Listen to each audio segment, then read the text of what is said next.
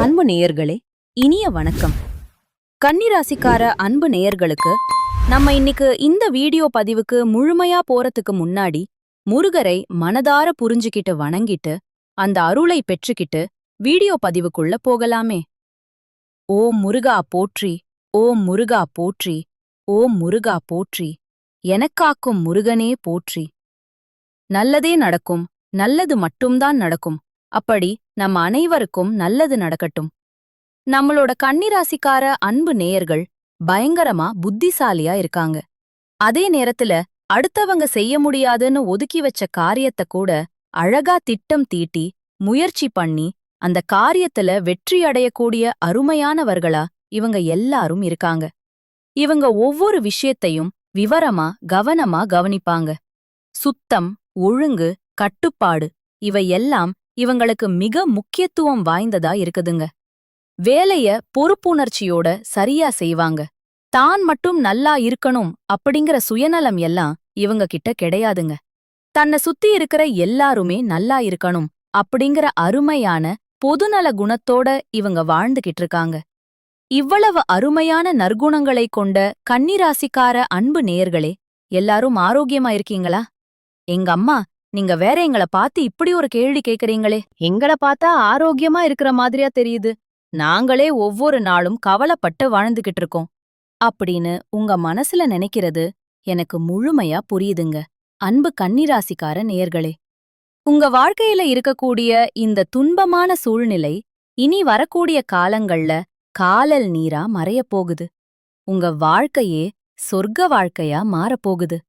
உங்களுடைய ஆசைகள், கனவுகள் எல்லாமே நிறைவேறப் போகுது. திருமணமாகாதவர்களுக்கு திருமணத்தடி நீங்கி திருமணம் இனிதே அழகா நடைபெறப் போகுது. குழந்தை பாக்கியம் இல்லாதவர்களுக்கு குழந்தை பாக்கியம் கிடைக்கப் போகுது. பூர்வீக சொத்து ரீதியாக இருந்த அனைத்து பிரச்சனைகளுக்கும் தீர்வு கிடைக்கப் போகுது. உங்களுக்கு வரவேண்டிய பூர்வீக சொத்து உங்க கையில வந்து சேரப்போகுதுங்க. உங்க வாழ்க்கையே அருமையான வாழ்க்கையாக மாறப்போகுதுங்க. உங்க கையில செல்வாக்கு உயரப் போகுதுங்க. புதுசா நிலை வாங்க போறீங்க, வீடு வாங்க போறீங்க, நகையெல்லாம் வாங்க போறீங்க. உங்க வாழ்க்கை அருமையா ஆரோக்கியமா இருக்க போகுதுங்க. இந்த உலகத்துல யாருங்க கோடீஸ்வரன்? கோடி கோடியா பணம் வச்சிருக்கிறவங்களா? பிடிச்ச உணவுகளை சாப்பிடுறவங்களா? பிடிச்ச உறவுகள் கிட்ட பேசுறவங்களா? இதுல யாருமே கோடீஸ்வர கிடையாதுங்க. யார் ஒருத்தவங்க நோய் நொடி இல்லாம மனக்கவலை இல்லாம நிம்மதியா தூங்குறாங்களோ அவங்கதாங்க இந்த உலகத்திலேயே சிறந்த கோடீஸ்வரன். அப்பேற்பட்ட கோடீஸ்வரன் ஆகக்கூடிய யோகம் உங்களுக்கு இந்த மாதம் அமைஞ்சிருக்குதுங்க. உங்க வாழ்க்கையில இனி வரக்கூடிய காலங்கள்ல கவலை, கண்ணீர் அப்படிங்கிற பேச்சுக்கெல்லாம் துளி கூட இடம் கிடையாதுங்க. இதுநாள் வரைக்கும் உங்களுடைய மனசிலிருந்த மனக்கவலைகள் எல்லாம் இனி வரக்கூடிய காலங்கள்ல காணாம போகுதுங்க. நீங்க சந்தோஷமான, ஆரோக்கியமான வாழ்க்கைய இனி வரக்கூடிய காலங்கள்ல வாழப் போறீங்க. உங்க வாழ்க்கையில சந்தோஷம் நிலைச்சிருக்க போகுதுங்க. நம்ம இன்னைக்கு இந்த வீடியோ பதிவுல கன்னிராசிக்காரர்களுடைய வாழ்க்கையில 2026ஆம் ஆண்டுல முதல் காலாண்டுக்கான பலன்களை பத்தி விரிவா முழுமையா பார்க்க போறேங்க. குறிப்பா ஜனவரி, பிப்ரவரி, மார்ச் மாதங்கள்ல என்ன நடக்கும், எதுல கவனம் செலுத்த வேண்டும், எதை தவிர்க்க வேண்டும் அப்படிங்கறத பத்தி விரிவா தெரிஞ்சுக்க போறேங்க. கன்னிராசி நேயர்களுக்கு வாழ்க்கையில இனி நல்லதுதாங்க நடக்கும். கெட்டதுங்கிற பேச்சுக்கெல்லாம் துளி கூட இடம் கிடையாதுங்க. கன்னிராசிக்காரர்களின் இயல்பான குணங்களான கூர்மையான பார்வை, பகுத்தறிவு செய்யும் திறனை பத்தி நம்ம பார்க்க போறோம். 2026ஆம் ஆண்டின் முதல் காலாண்டு கன்னிராசிக்காரர்களுக்கு அருமையா சிறப்பா இருக்கப் போகுது. 2026ஆம் ஆண்டில் முதல் காலாண்டு கன்னிராசிக்காரர்களுக்கு முக்கியமான மறக்க முடியாத காலகட்டம். ஜனவரி 1ல இருந்து 7 வரைக்கும் சுகஸ்தானத்தில 7 கிரகங்கள் ஒரே நேரத்தில இணையறதுனால இது ஒரு முக்கியமான அரிய வானியல் நிகழ்வு. பிப்ரவரி மாதம் எதிரிகளை அழிக்கும் யோகத்தை தருது. ஆனா பிப்ரவரி 26க்கு பிறகு கவனமா, எச்சரிக்கையா இருக்கணும். உத்திரம், அஸ்தம், சித்திரை நட்சத்திரக்காரர்களுக்கு இந்த காலகட்டத்தின் பலன்கள் நிச்சயமாக மாறுபடும். சரியா புரிஞ்சுக்கோங்க. ஜனவரி 1லிருந்து 7 வரைக்கும் 4ஆம் வீட்டில 7 கிரகங்கள் இணைவதால வீடு, தாய், வாகனம் தொடர்பான விஷயங்கள்ல கவனம் தேவை. வீட்டை புதுப்பிக்கிறது, சொத்து வாங்கறது தொடர்பான பேச்சுவார்த்தைகள் நடக்கலாம். ஜனவரி 7லிருந்து சுக்கிரன் 5ஆம் வீட்டில நுழையறதுனால காதல் அதிர்ஷ்டம் உண்டாகும். அழகான உறவுகள் வந்து சேரும். ஜனவரி 17லிருந்து உங்க வாழ்க்கையில் நல்லதெல்லாம் நடக்குங்க. பிப்ரவரி மாதம் போட்டி நிறைந்ததாக இருக்கும். அதை கண்டு நீங்க அச்சப்படக்கூடாது. தைரியமா இருங்க. புதன் பகவான் 6ஆம் வீட்டில ராகுவுடன் இணையறதுனால வேலைக்கான நேர்காலனுக்கு செல்றவங்களுக்கு நல்ல வேலை கிடைக்கும். பிப்ரவரி 13 அன்று சூரியனின் விபரீத ராஜயோகம் உருவாகுது. இது பிரச்சனைகளை ராஜாவாக்கும், வெற்றியா மாற்றும். பிப்ரவரி 23 அன்று அன்னைக்கு செவ்வாய் பகவான் 6ஆம் வீட்டில நுழையறதுனால எதிரிகள் ஒதுங்கி போவாங்க. ஆனா ஆரோக்கியத்துல கவனம் தேவை. உணவு விஷயங்களா இருக்கலாம். எல்லா விஷயத்திலையும் நீங்க கவனமா எச்சரிக்கையா இருந்துக்கணும். மார்ச் 2லிருந்து 3ஆம் தேதிகள் கடினமான நாட்களா இருக்கும். சந்திர கிரகணத்தால் மன அழுத்தம் ஏற்படலாம். அதனால அந்த நேரத்துல கொஞ்சம் அமைதியா சமாதியா இருக்கிறது உங்களுடைய வாழ்க்கைக்கும் எதிர்காலத்துக்கும் ரொம்பவும் நல்லது. மார்ச் 11 அன்று குரு 9ஆம் வீட்டில் நேர்கதிக்கு திரும்புறதுனால திட்டங்கள் நிறைவேறும்.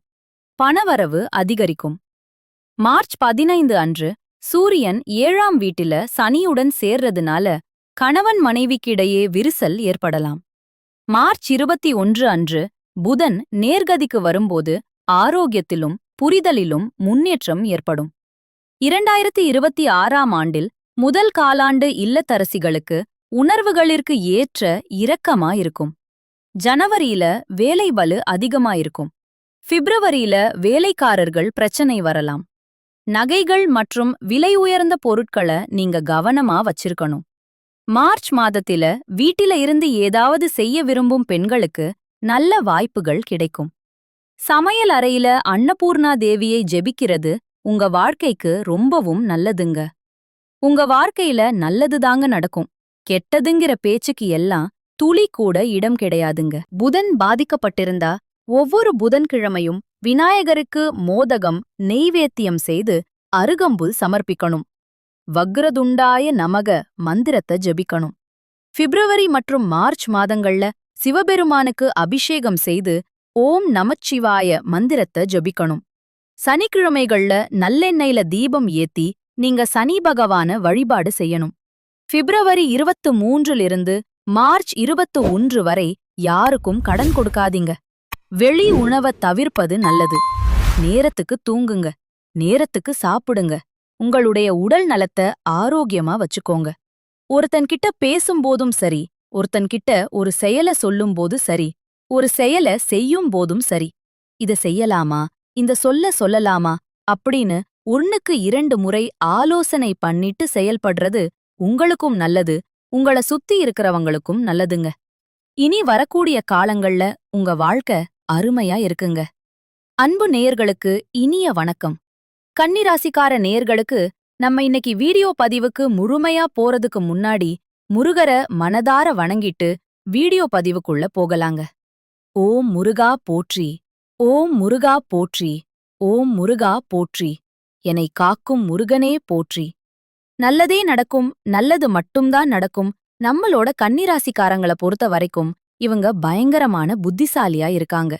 இவங்கள அவ்வளவு சீக்கிரமா யாராலையும் ஏமாத்த முடியாது. இவங்களுக்கு நிகர் இவங்களாதாங்க இருக்க முடியும். வங்க நினைச்சா மட்டும்தான் எதையும் இழக்கவும் முடியும், எதையும் பெறவும் முடியும்.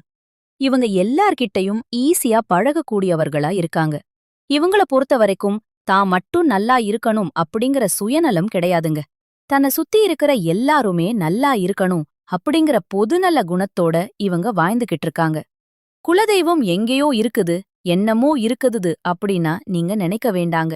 நீங்க எங்கிருந்தாலும் ஒரு தீபம் ஏத்தி வச்சு அந்த தீப ஒளியில தெய்வங்கள் இருக்கிறாங்க அப்படின்னு நினைச்சு வழிபாடு செய்யுங்க. குலதெய்வமே தெரியாவிட்டாலும் வீட்ல தீபம் ஏற்றி வச்சு ஏதாவது ஒரு நல்ல நாள்ல குலதெய்வத்தை நினைச்சு வழிபாடு செய்யுங்க. குலதெய்வ வழிபாடு குலம் காக்குங்க. குலம் தலைக்கும் முதல்ல குலதெய்வம், அப்புறம் இஷ்டப்பட்ட தெய்வம், அப்புறம் உங்களுக்கு விருப்பப்பட்ட தெய்வங்க. எந்த கோயிலுக்கு போனாலும் எந்த பண்ணாலும் ஏற்றமில்ல அப்படின்னு நீங்க சொல்லுவீங்க. தனமும் எந்திரிச்ச உடனே சூரிய பகவான நமஸ்காரம் பண்ணுங்க. அவங்களுடைய அனுக்கிரகம் இருந்தா போதும். மற்ற கிரகங்கள் எல்லாம் சாதகமா இல்லைனா கூட பரவாயில்ல. அந்த சூரியனுடைய பிரகாசம் உங்க வாழ்க்கையவே பிரகாசமா மாத்திருங்க. அந்த வெளிச்சம் உங்கள வந்து சேருங்க. உங்க வாழ்க்கையில இருக்கக்கூடிய கண்ணீர் எல்லாம் கரைஞ்சு போயிருங்க. மனிதனா பிறந்த ஒவ்வொருவருக்கும் ஆசை இருக்கதாங்க. செய்யும் அந்த ஆசைகளை அடைய நம்ம நினைச்சா மட்டும் பத்தாதுங்க. முழு மனசோட நம்மளுடைய ஆசைகளை அடைவதற்கான வழிய ஒவ்வொரு நாளும் என்ன பண்ணணும்னு யோசிச்சு அதற்கான திட்டங்களை தீட்டி உழைச்சிக்கிட்டே இருக்கணுங்க. உழைச்சா நிச்சயமா நம்மளுடைய ஆசைகள் எல்லாமே நிறைவேறிருங்க. உங்க வாழ்க்கையில இனி வரக்கூடிய காலங்கள்ல உங்களுடைய அனைத்து ஆசைகளும் நிறைவேறப் போகுதுங்க. அப்படி ஒவ்வொரு மனிதனுக்கும் இருக்கக்கூடிய பொதுவான ஆசை என்னன்னு பாத்தீங்கன்னா, 16 செல்வங்களையும் அடைந்து வாழணும் அப்படின்னு தான் ஒவ்வொரு மனிதனுடைய ஆசையும் இருக்குதுங்க. பணம் வேணும், பதவி வேணும், புகழ் வேணும், கௌரவம் வேணும் அப்படின்னு தான் ஒவ்வொரு மனிதனும் தனமும் வாழ்ந்துகிட்டு இருக்கான். அத நோக்கிய பயணத்தை தான் ஒவ்வொரு நாளும் மனிதன் வாழ்ந்துகிட்டு இருக்கான். ஒவ்வொரு நாளையும் ரசிச்சு வாழ்றது கிடையாது எந்த ஒரு மனிதனும்.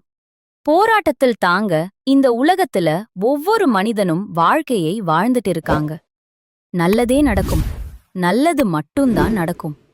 நன்றி, வணக்கம்.